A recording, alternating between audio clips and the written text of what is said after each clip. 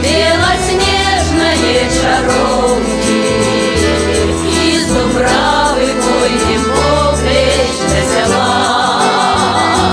Только будем в околице Камонки, бо назло усім стаканы перешла. На свет чаромка, вы чакай,